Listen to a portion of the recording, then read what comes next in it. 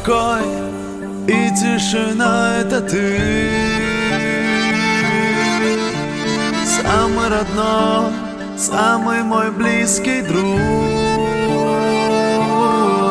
Не забуду я никогда, как ты учила меня, как от беды укрывала мама моя.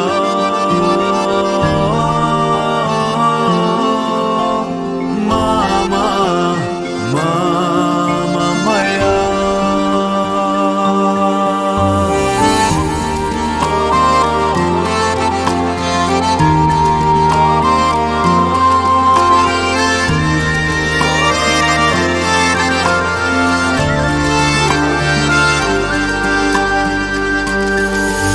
Спасибо тебе, мама, от всей души,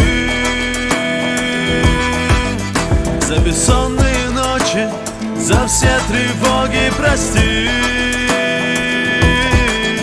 что не был послушным я.